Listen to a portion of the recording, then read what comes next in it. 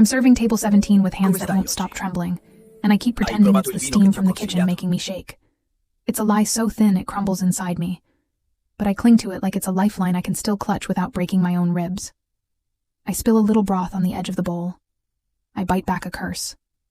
My throat feels scraped raw from holding myself together. The air is thick with cilantro and citrus, bright and sharp, and every time the swinging kitchen door smacks open, I jump like someone's firing a gun behind me. I'm not supposed to be here tonight. I wasn't supposed to be anywhere public, not after what happened this morning. But here I am, apron knotted tight, smile stapled on, pretending like fear isn't curling tight under my ribs, begging to be heard. The restaurant buzzes around me in loud daylight, the big front windows pouring sunshine across the tables like it's blessing everyone except me. I've always loved that about this place. Light everywhere, no shadows to hide monsters. Turns out monsters don't need shadows. They walk right in through the door, just like he did. I don't know his name yet. I only know table 17 has never demanded my attention like this before. 4 men sit there, broad shoulders, gold chains that catch the sun, rings that gleam. Tattoos climb their arms like stories written on the skin of men who don't answer to laws I can see. But him? I felt him before I looked at him. He sits with the certainty of someone who never fears consequences. Legs apart, shoulders relaxed but coiled. He isn't the loud one. He isn't the smiling one. He isn't even looking at the menu. He's watching the room like he's already memorized every exit, every threat. And my mistake, my fatal, stupid, desperate mistake, is that I look directly at him for a full second too long. His eyes drift up to mine, and I know he's the kind of man people whisper about, the kind of man mothers pray their daughters never meet, the kind of man who could save you or destroy you, depending on how his morning began. I should look away. I want to look away. But there's something terrifyingly steady in the way he studies me, like he's not just seeing me. He's reading the panic buried under my skin. I try to step forward. My foot catches on nothing but nerves, and the bowl almost slips. "You good?" one of the men asks, smirking. Yeah, I'm fine." Lie. Lie with your whole chest. Lie so hard it feels like truth. I set the plates down. Careful, gentle, rehearsed. When I reach his plate, he catches my wrist. Not hard, not threatening. Just 2 fingers resting on my pulse, and his brows lift, the smallest shift, barely visible. It should annoy me that he feels something I can't hide. But instead, it scares me more, because recognition flickers across his face, like he knows fear, and this level of panic isn't normal for a girl delivering lunch. "You're shaking," he murmurs. My throat locks. I pull back too fast. Kitchen's hot. He doesn't push. He doesn't call me out. He only watches me, as if silence is his own private interrogation room.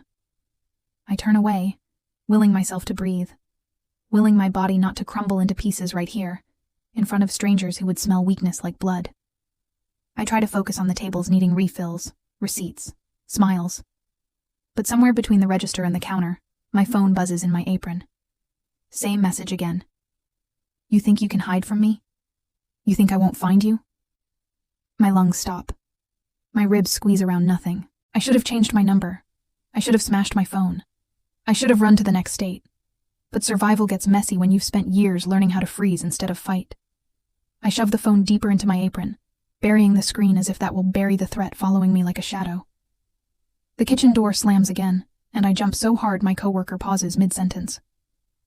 "You okay?" she asks, brows pinched. "I'm fine," I whisper. It's starting to sound like begging.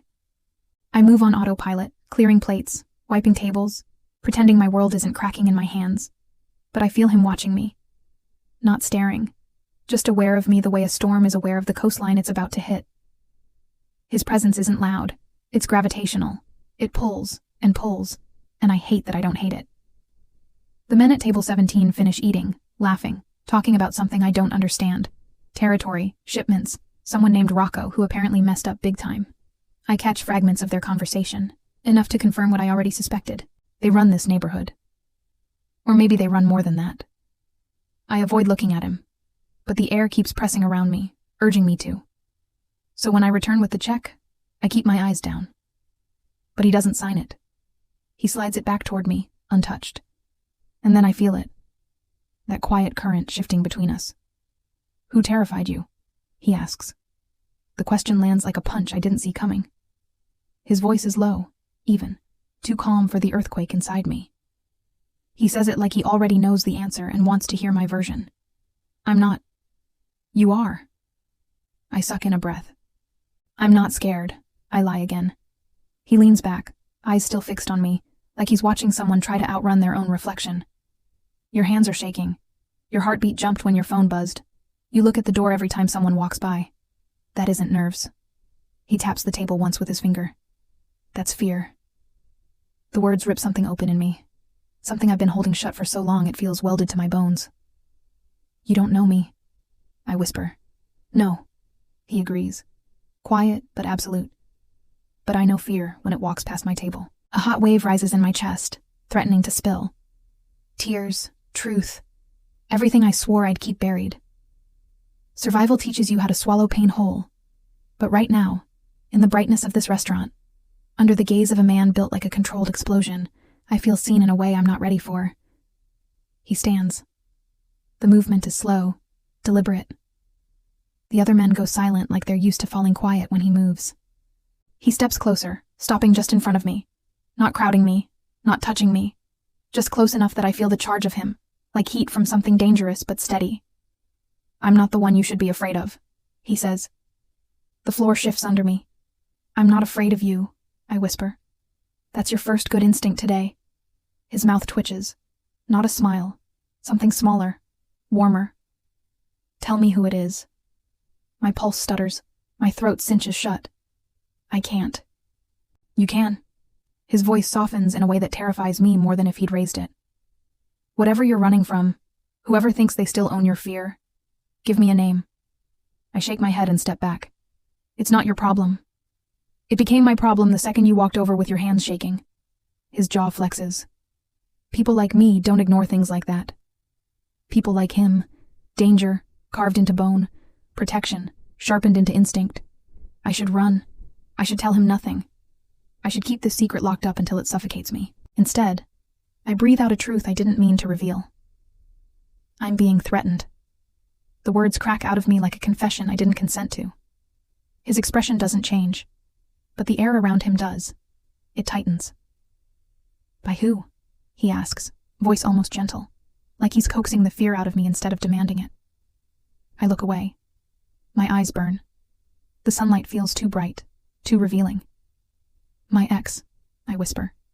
He won't leave me alone. His breath stills. Everything about him sharpens. Not anger, not shock, but focus. Like he's already mapping the problem, planning the solution, calculating a world where this man never touches my life again. But I don't get to feel safe yet.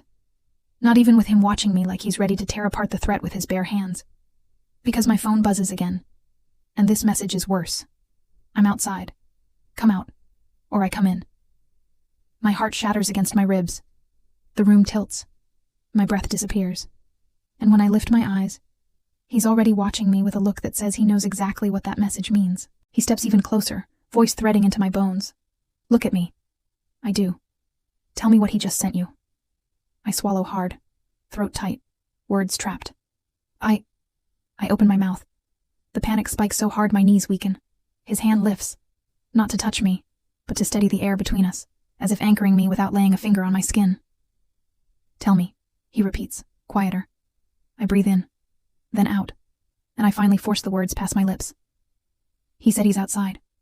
His eyes change. The calm vanishes. The storm arrives.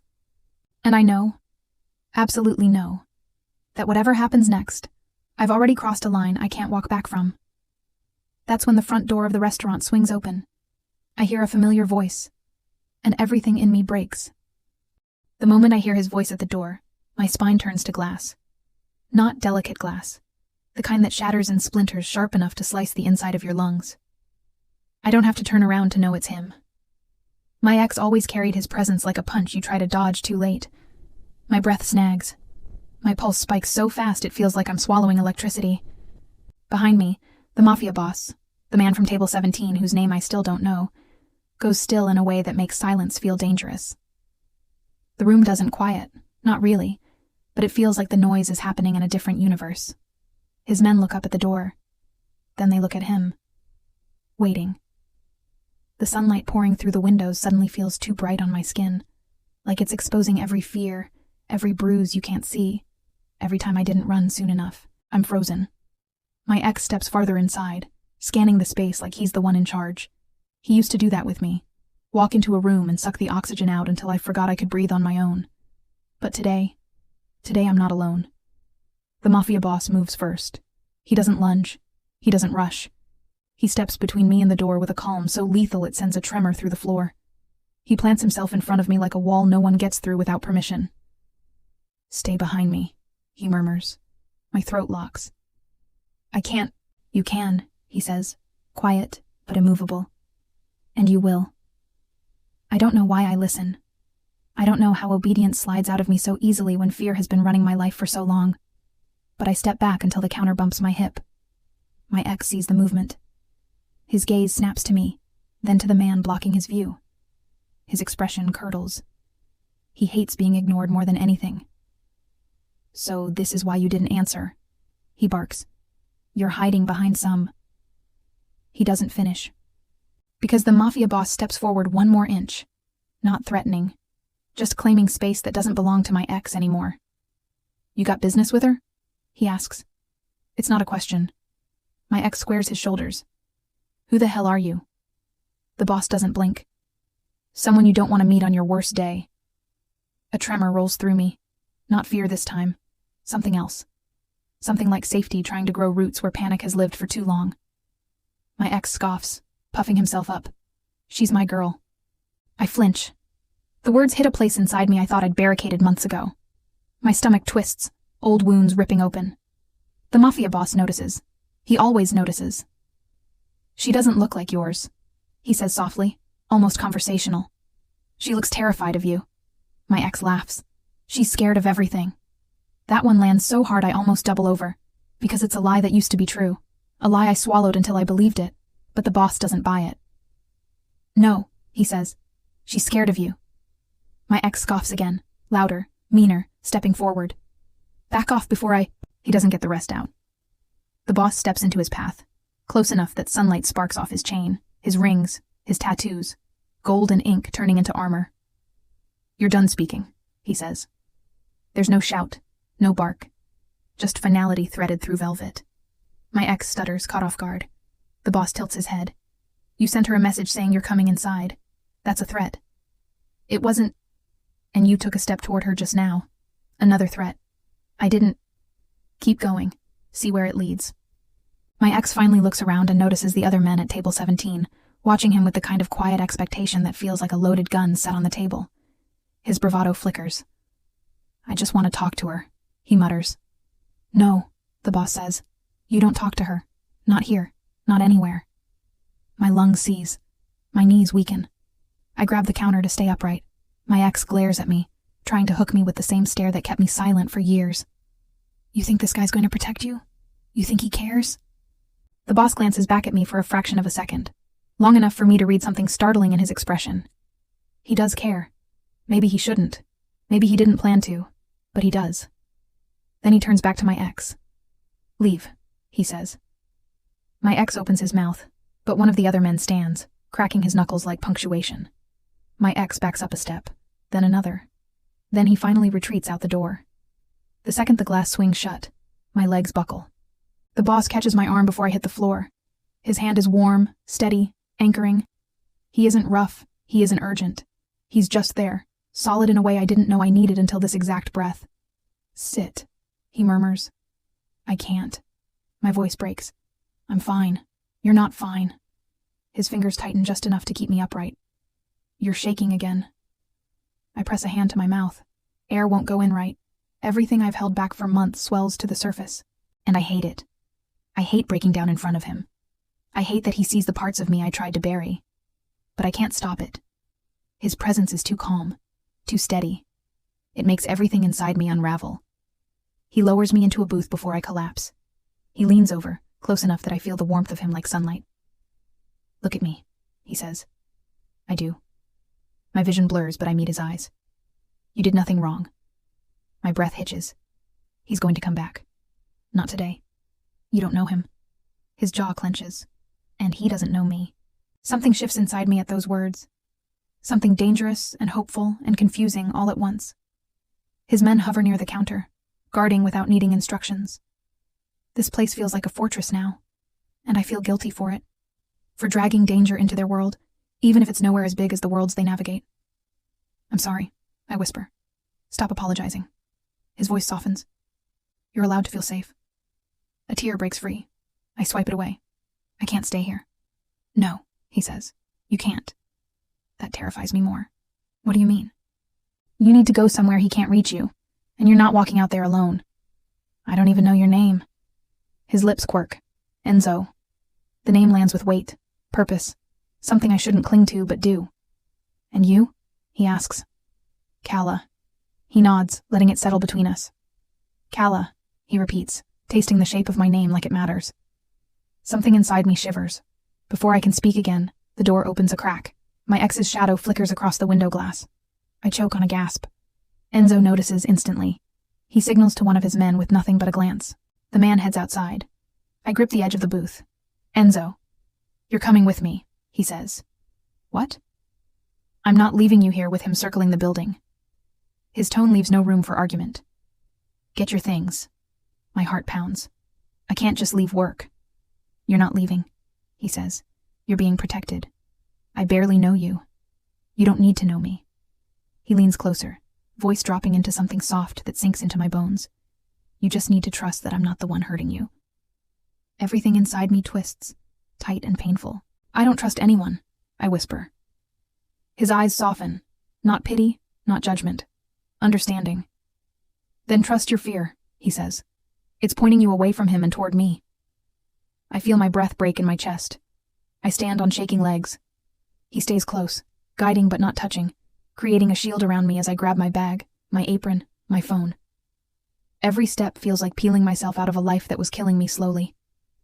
When we step outside, the sun is blinding, too vivid, too honest. His SUV waits at the curb, door already open. I freeze. If I get in that car, it means I'm choosing you. No, Enzo says. It means you're choosing yourself. But when I do step toward the SUV, he watches me with something unguarded in his eyes. Something dangerous, something tender, something that feels like fate nudging me into his gravity. I slide into the passenger seat. He gets in beside me. The door shuts with a soft click that feels like the world sealing behind us. The engine rumbles to life. Where are we going? I ask, voice small, breathless. He looks at me, slow, intentional, piercing enough to shake something awake inside me. Somewhere safe, he says. Where? He turns the wheel, eyes still on the road but voice low and certain. To my home. My heart slams against my ribs. I whisper the only thing I can manage. Why? His answer is quiet enough to ruin me. Because someone threatened what's mine. My breath catches. I'm not yours, I whisper. His jaw flexes. Not yet, he says. The SUV pulls into traffic, and everything I thought I could run from rushes toward me all at once. 3 weeks later, I'm standing on Enzo's balcony with the sunlight warming the scars I'm still learning to admit exist. The city below gleams in sharp color, all noise and motion, and somehow I'm no longer flinching at every sound. My hands don't shake when I breathe in the morning air. My phone doesn't vibrate with threats. My stomach doesn't twist itself into knots every time I step outside. Survival is a strange thing. You think it'll feel like victory, but it feels more like remembering how to be a person again. I'm not fixed. I'm not healed. But I'm standing, and that's something. The last 3 weeks were chaos and comfort braided so tight they're almost indistinguishable. Enzo brought me to his home, but he didn't cage me there. He gave me a room with sunlight dripping across the sheets. Gave me quiet. Gave me space to breathe. He walked in and out without demanding anything from me except truth when I could give it. Silence when I needed it. And presence whenever fear woke up like an old habit. And every time the tremor tried returning to my hands, he'd simply murmur, "Breathe, Calla. I'm right here." He never said it like a promise he might break. It felt more like a fact of the universe he refused to negotiate.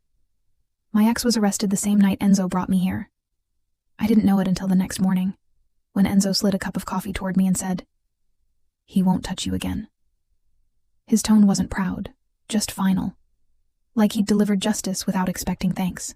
I didn't ask how Enzo arranged it. Some doors in him I'm not ready to open. Some truths I'm not steady enough to hold. But the result is the same. My ex is gone, and the silence that replaced him is still startling. Enzo's men keep the perimeter. Not in a prison way. In a, you're safe, breathe easy way. They nod when they pass me in the hall. They treat me with a respect I don't know how to wear yet. But Enzo? He's a different story entirely. He's not simple, not soft. He moves through his world like someone born to command it, built for pressure most people would fold under. He talks in measured truths, and each one shakes something loose in me. Some nights he's gone for hours, handling things he won't name. Some nights his voice is edged with steel when he returns. But he never brings that sharpness into my space. When he crosses the threshold into the living room where I usually curl up with a book I'm not reading, his voice gentles like someone dimming a too bright light. And I hate how that makes me feel seen. I hate how I'm starting to crave the moments when he stops in the doorway, watching me like he's checking that my world is still intact. I hate it almost as much as I need it. Today, though, he's been gone all morning.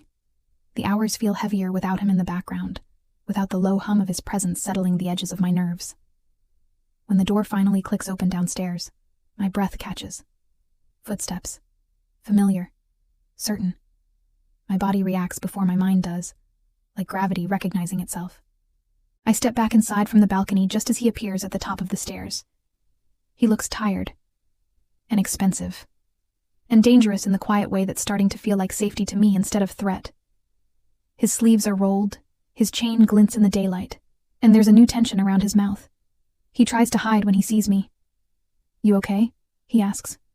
Funny. He's the one who looks like he carried the weight of the city on his shoulders today. "I should be asking you that," I say.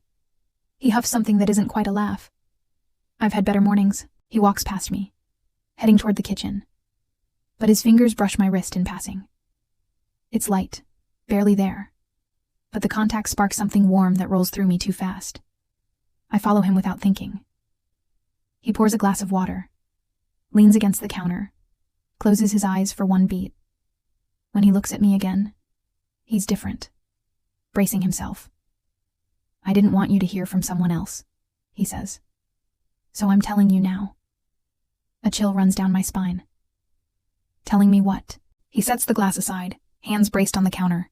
Sunlight pours over him, outlining the tattoos on his forearms, tracing the sharp planes of his shoulders. "Your ex made bail." The floor tilts under me. Air leaves my lungs in a sudden rush. I grip the edge of the counter to stay upright. My voice trembles. "Enzo, he's not coming near you," Enzo says, stepping forward. "I made sure of that." "How?" His jaw flexes. He hesitates. "And I already know. Not through law, through fear. The kind of fear only men like Enzo know how to deliver. You didn't have to do that." I whisper. "I did." His eyes lock on mine. "Calla, I would burn the world before I let him hurt you again."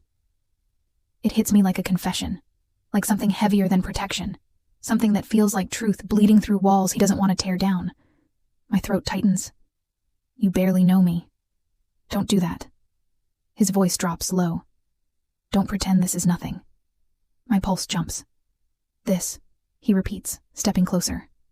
"Whatever this is between us. Don't lie to me about it." My breath stutters. Heat coils low in my stomach. I step back instinctively, not because I fear him, but because I feel too much, too fast. "Enzo, I'm barely holding myself together most days." "I know." His voice softens in a way that unravels something deep in my chest. "I don't want you held together. I want you real." His hand lifts, stopping just short of touching my cheek. "I want you alive, breathing, healing, not pretending you're made of steel." I blink hard. Tears sting my eyes. I swallow them down. He watches me, and there's no expectation in his stare. No demand, just truth. And God, that's scarier than anything. "I don't know how to let someone care," I whisper. "I'm not asking you to." His lips twitch, almost a smile. "I'm asking you to let yourself care. There's a difference." I look away, heart thundering like it's trying to escape. He steps closer, slow, deliberate. "Calla." His voice is a breath against my ear. "Look at me." I do, and his next words land so softly they break me open. "You're safe." Something inside me cracks. A sob escapes before I can stop it. I press a hand to my mouth, trying to hide the sound, but Enzo's already moving. His arms come around me, not crushing, not claiming, just holding. Warm, solid, present. I sink into him without meaning to. For the first time in months, I stop shaking.